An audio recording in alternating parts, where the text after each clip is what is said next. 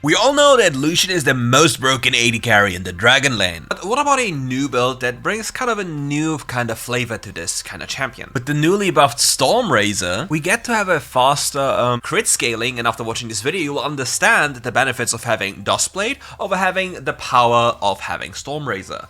For example, let's just get right at it. What does Stormrazor do for you? Stormrazor provides you with crit, allowing you to have higher crit chances very early and therefore critting more often. What does Dustblade do? Dustblade synergizes very well with you having Sudden Impact, because Dustblade has 18 physical pen and Sudden Impact grants you 13 as well.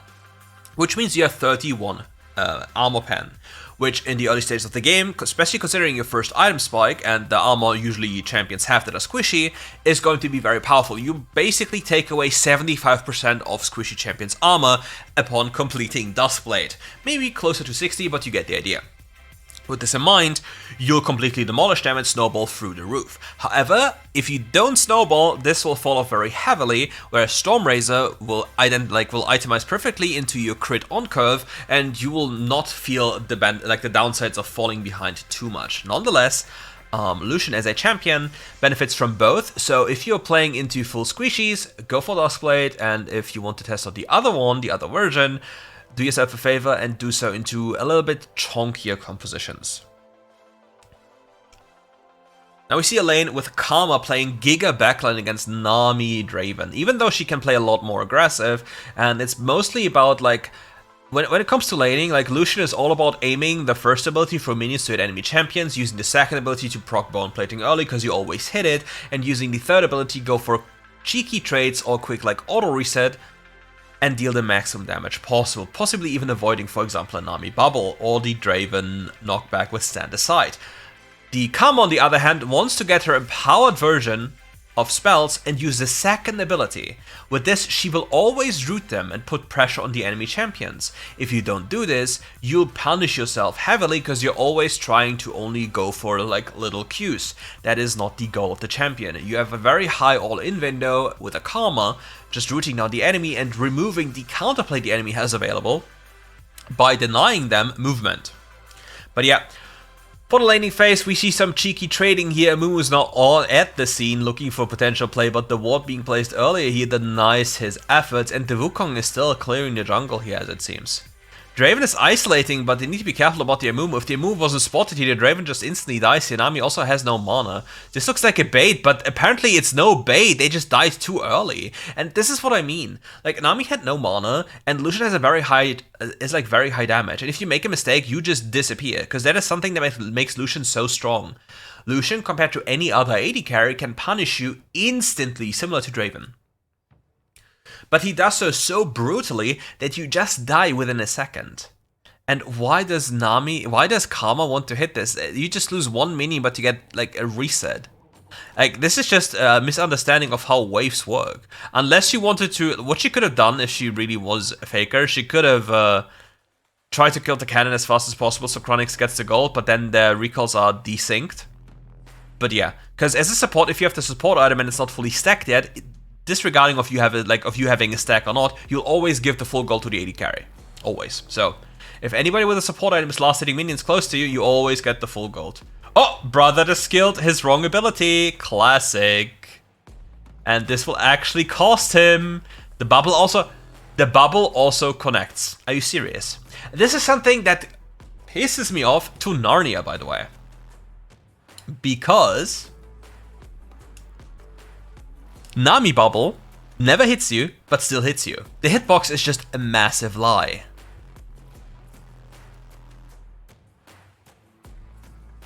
But yeah, Stormrazor has been buffed. It's definitely not the strongest item, but it will allow you to snowball, especially on champions that build crit. For example, Caitlyn benefits a lot from this, because Caitlyn really needs damage from some kind of source, because the champion really doesn't do too much damage. And Stormrazor adds a lot of like chunky burst damage to the mix, and you can instantly transition into more energized items, charging them up even faster.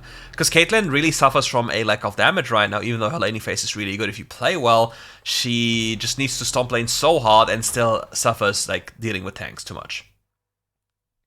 What's also more up and coming for the AD carry department is building Blade of the Rune King more often. Blade of the Rune King as an item in the past was terrible, right? But now with people having 4k, 5k, 6k HP, it just is too much. It just does too much. Like, I just want to see Karma use Empowered Second ability into ultimate. Like, right now, where's the Empowered Second ability? There it is. Pop the ult. Thank you, you did it. Amazing. And now do it on cooldown, because the enemy doesn't have counterplay to it. And then once the enemy, like, if you apply the mantra effects to these enemies, right? The pressure that they're now feeling, they're forced to react. And if they don't react, what happens? They get rooted in the spot. On the spot, the Karma places the ultimate in a way that the enemy is pulled, meaning they can't really react to it anyway, and then Lucian goes for a full combo, and one target dies instantly. And since Karma has such high burst damage, exhausting Lucian also won't do a thing. So yeah, you have to keep that in mind.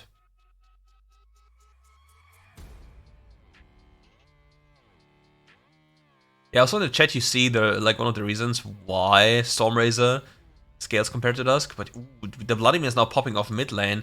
Namiwave coming in to deny the fight here. Still no objective being done. Draven ultimate misses. Draven ultimate denies the recall of the Wukong. Very important tempo recall here. Meanwhile, the Pantheon is jumping onto the Volibear on the top lane.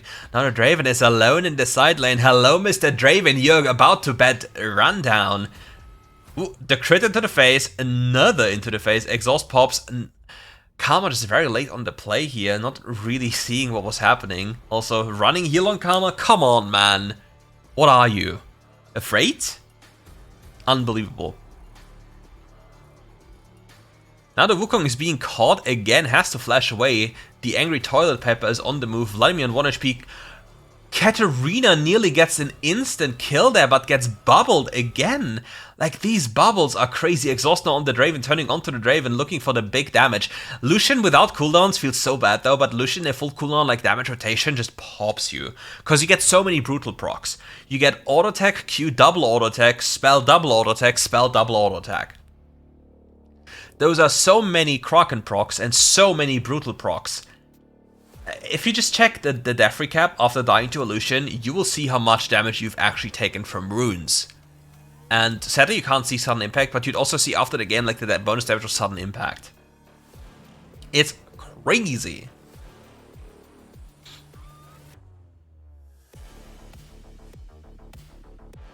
It's like, it looks so weird to see this kind of build, but yeah.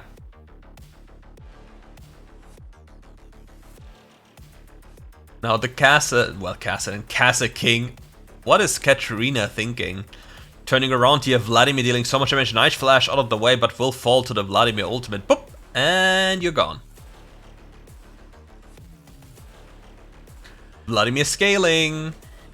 7 minutes into the game, it's no time. Meanwhile, the Pantheon is not having a fun time up there. I don't know what they're doing. Like, it looks so random again. It looks so random again, and now they're all fighting. Karma comes in with a very delayed ultimate. It's like she spaces air as well. Doesn't really make too much sense, but yeah, it's fine.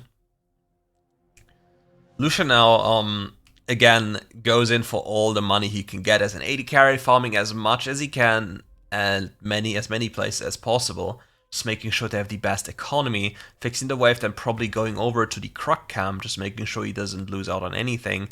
Maybe gets another camp, looking for potential ward here, trying to go for the enemy's camps now since he sees so many enemy champions. And the more champions he spots on the enemy team, the more likely he's able to just go deeper into the enemy jungle, or go for deep waves. But he needs to be careful about the Pantheon. Pantheon is one of these champions that can one-shot you. Sidestep the piercing light. Draven also turning onto the Lucian. Draven's one of these champions that has enough damage to just fight you, especially if you miss a spell. And yeah, Lucian's first ability is easily sidesteppable if you just move left to right. It's actually kind of annoying. Charge Blade now coming up, if I'm not mistaken.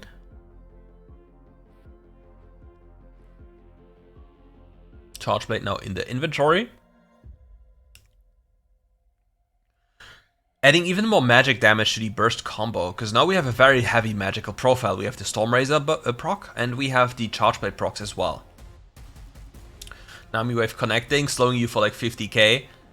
Needs to be careful about the Vladimir. As soon as he has the red Q, he deals so much damage. But look at the magic damage he's dealing to him. The Amumu misses the Q after the flash. Now has to walk away again. But the Storm Razor is dealing a good amount of damage here, in combination with the Solari Charge Blade, just chipping away at the enemy's HP bar with big pot shots.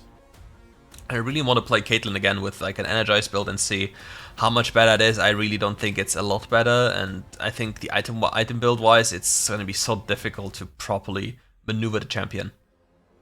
Moo now here at the Gromp here, gets caught, jumps over the wall, cues the Volibear. Chronix is trying to space away from the ultimate. He expected this many times on the Vladimir's at the scene with the Nami movement speed as well. They're looking for a potential turn here, but need to be really careful. Vladimir Pool avoids the Karma ultimate, now turns on to the Pantheon. Pantheon uses the shield, doesn't die instantly, needs to be really careful. The healing is very immense from the Vladimir. Now Wukong is finally at the scene, the Nami is faulting instantly. The Pantheon also dies because even though you get stunned, your auto attacks that are still input are still going out. Now the Cassidy, I keep on saying it, the Vladimir is finally dead.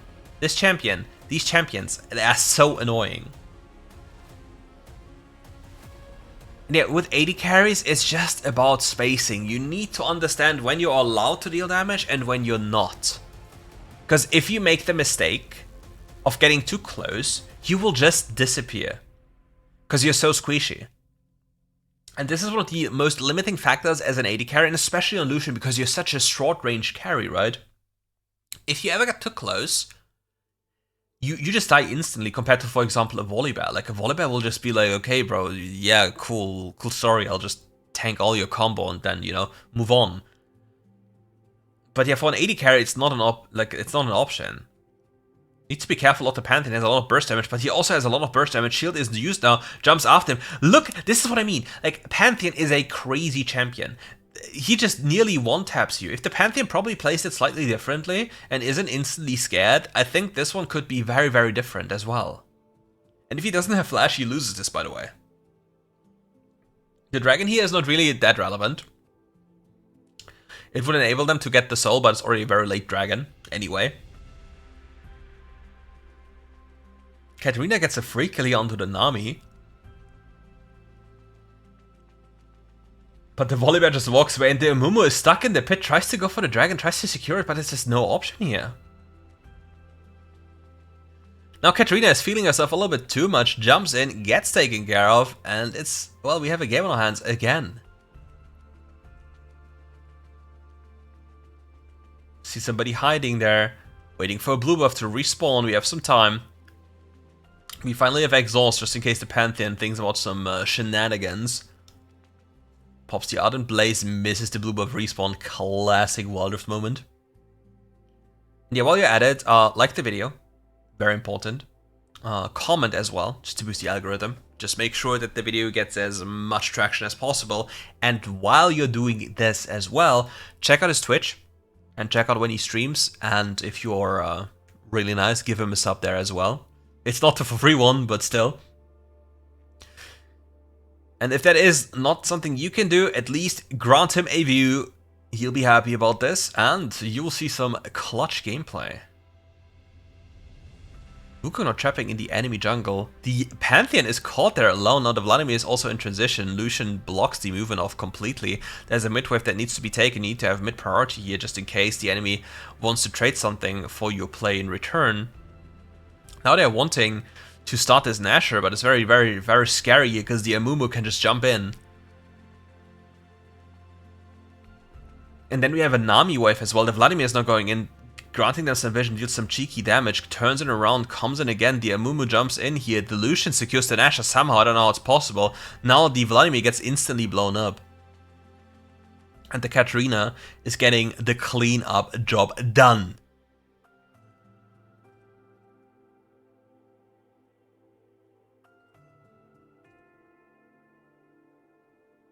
Look at the damage he's dishing out. Pantheon, like, he was waiting for the Pantheon because he doesn't have exhaust, right?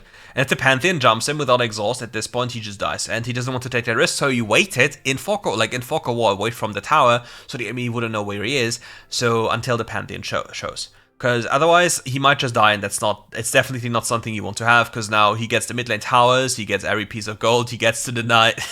Look at his face.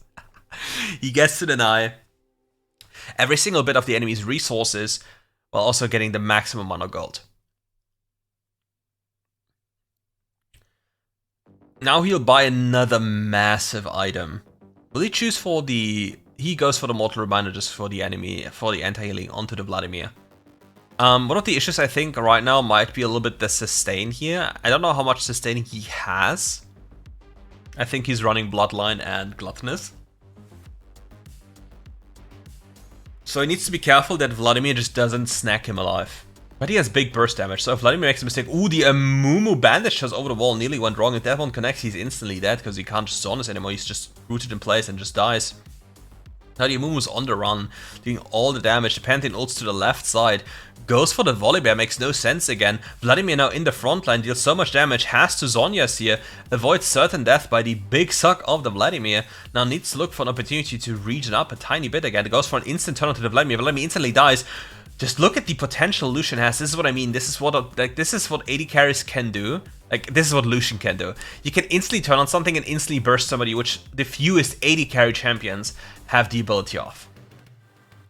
Nami being spotted, Nami is being killed. And with this, we just killed a Draven as well. Flash for the style points and end the game. And don't worry, we have another Lucian gameplay with the same build. And needless to say, I'll provide you with gameplay of the other build as well. So don't you worry, you'll have everything you need. And we'll see each other in the next segment, my friends. Just taking a tiny look at the stats here, just to make sure you see everything. Cool. And now we move over into the next one.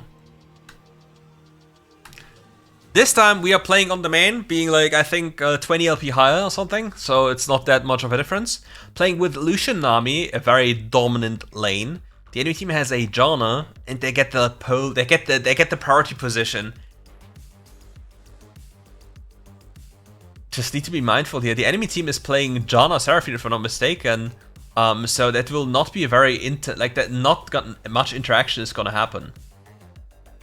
Because they're just focused on wave clearing, but if the Seraphine or the Janna make a mistake, they just instantly die. However, the same might apply to the Lucian, because Seraphine damage will get kinda insane once like she gets the boots.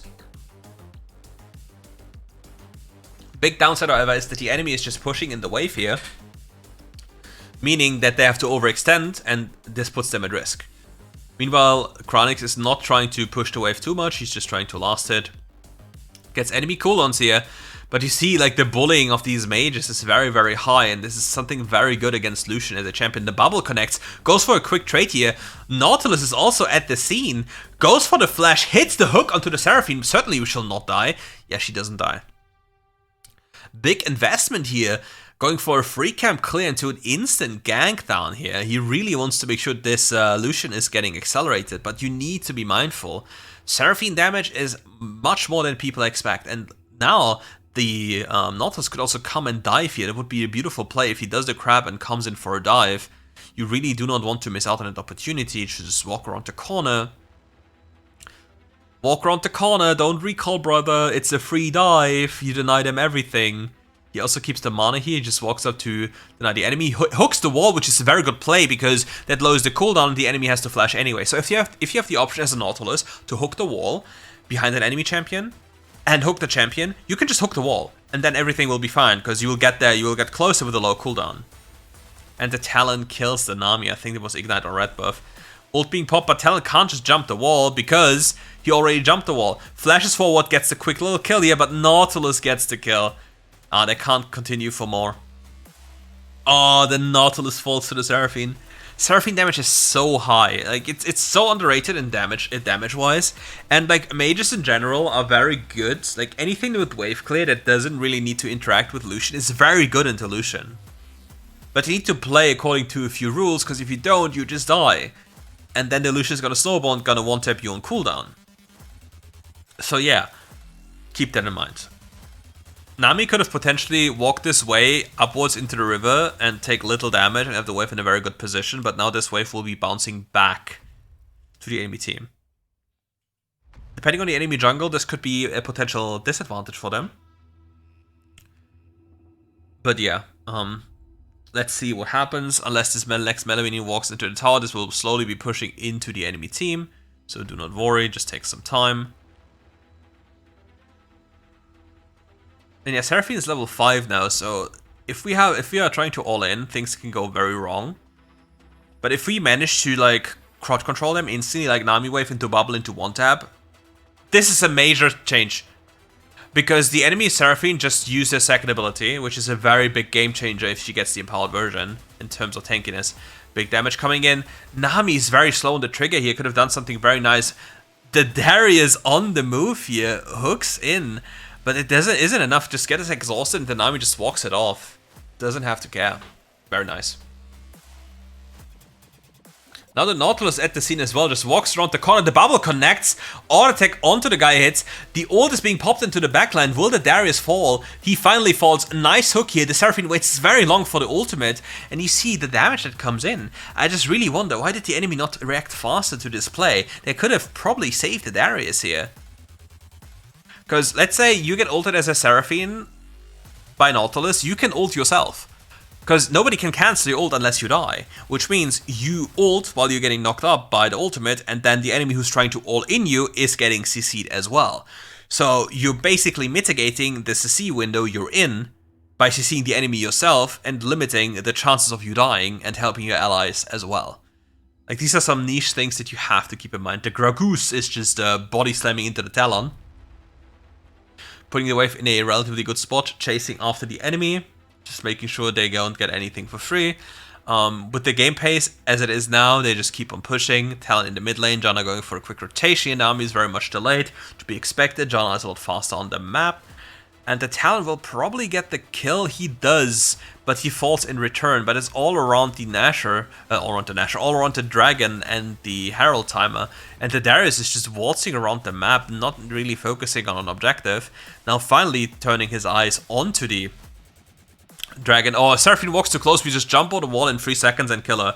Bubble coming too early wouldn't have achieved anything because he can't go over the wall. He would have needed to flash if this connects. But yeah, if he had dashed there, he would have just dashed the wall instantly and killed the Seraphine. And the Seraphine was not aware of this play, so she would have died. So the Seraphine made a really bad play. And now she gets ran down again. She gets zoned from the tower here. She can't really walk up anymore, while her team is rotating to the Herald. So this tower will probably fall or die very, very soon, while he's just chomping away at this tower, and their team is brawling it out up there. So if Seraphine wants to defend this tower, she needs to pop every single cooldown and pray for the best. Ult connects here, but gets dodged. Now the tower is there. There's no more hope for the Seraphine, but you see how much damage the Seraphine had available to her just to deal with the Lucian. And if she wasn't left alone, or if she just chooses to leave the tower, everything is fine. But yeah, in these situations you have to realize what is the primary objective: getting the wave, denying enemy the chances of diving you, because as long as you have your ult, it's very difficult for the enemy to do something. Talon now procuring over the walls here, jumping left and right. The Gragas is just throwing him over the wall, jumps here again. Now he's on the run. He will probably even escape here unless the Nautilus can just catch him. What? Okay, that was funny.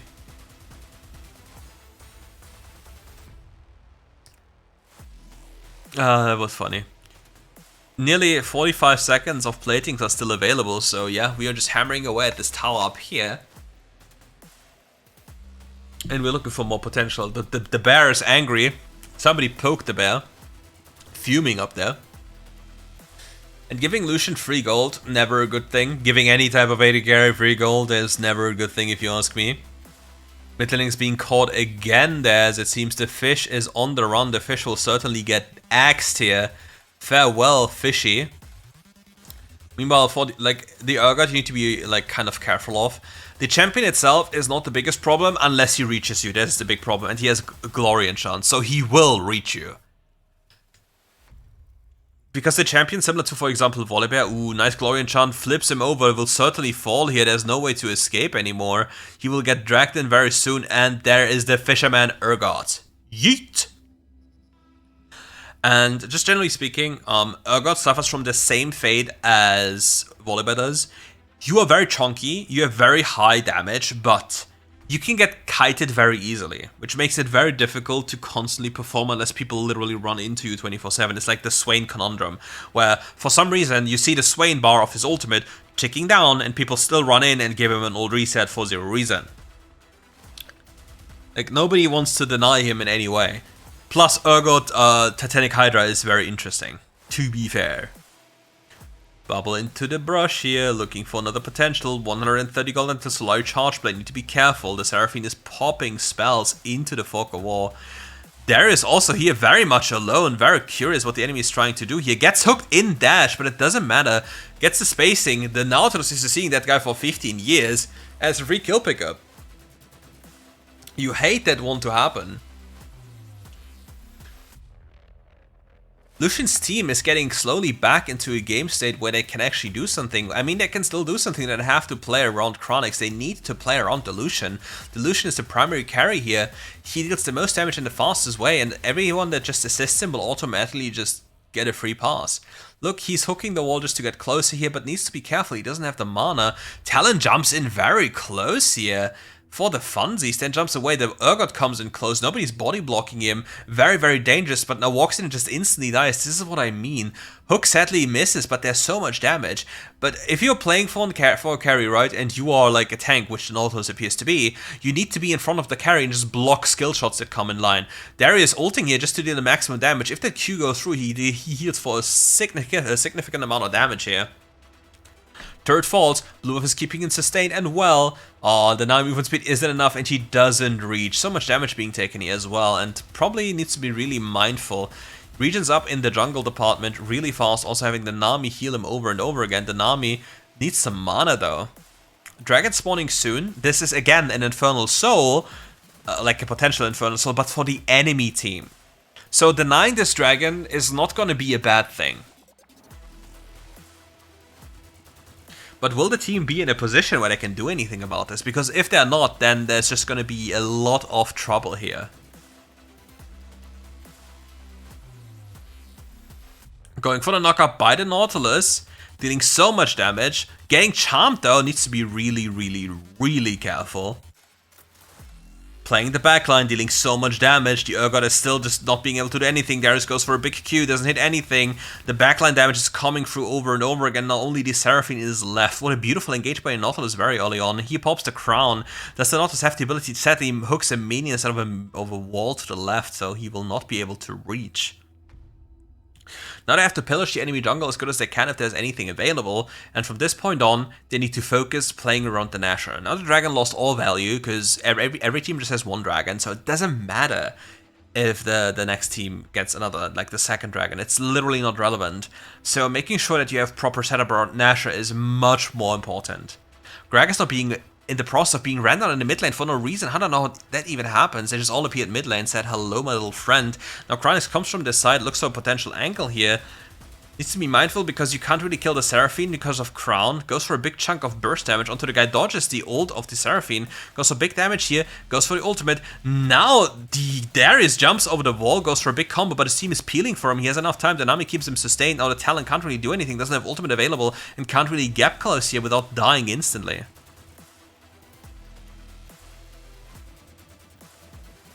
It's so nice to see when some people just try to peel for you as an AD carry, because then your damage potential like skyrockets, right? Because if you don't do this, the damage will be limited so hard because he can't literally attack. And for like, if somebody's asking why he's only playing a few AD carries, like if you want to climb as an AD carry right now and you're mechanically competent, play Lucian, play Lucian, play Lucian. There's nothing else to say, just play Lucian, because this champion can punish people over and over again for their bad play. And since you're mostly facing bad play in solo queue, and he just secures the Nashor again, how come that his junglers can never hit a single smite without even any contest? You can't tell me this shit is okay. You just can't.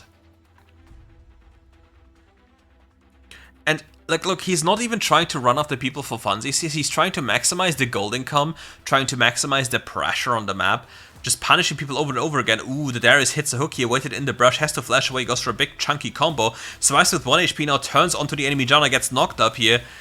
Has to ult away if the Seraphine is also on the run, hits him with a slow, but it's not enough. Who's still alive? The Talon just now has respawned. The Talon, if he comes very soon, Exhaust is still not available now, and then they might just die here. Talon is on the move here, but he goes mid lane instead of killing the Chronix. Bros, Talon, go here and try to kill the AD carry, not the mid lane. That is your one chance. Now you're alone in the mid lane and you probably just die. and that's completely your fault, because you just walk mid lane trying to defend a tier 2 tower mid lane that is not relevant at all anymore. Urgot goes in, he avoids the flip, avoids the ultimate, but Gragas knocks him into safety. Darius hooking the Nautilus over the wall, just turning instantly onto the Seraphine, instantly killing her. Will this be a potential pentakill? Dealing so much damage, gets the turret aggro, has to Zhonya's, misses the quadra kill, and now the Nautilus is looking angrily at the enemy Janna. You shall not pass. Your LP belong to me. Tries to hook into space-time and misses, and this will spell the end of this game. And we'll just take a quick look at the setup he had, and then we'll end the video here. Thank you all for watching. Check out the video, like the video, check out his stream, follow his stream. Make sure to press the bell as well. Make sure to be notified if he goes online. And we'll see each other soon for more RiftGuides content and more Chronix gameplay. Anyways, see you soon, friends, and take care.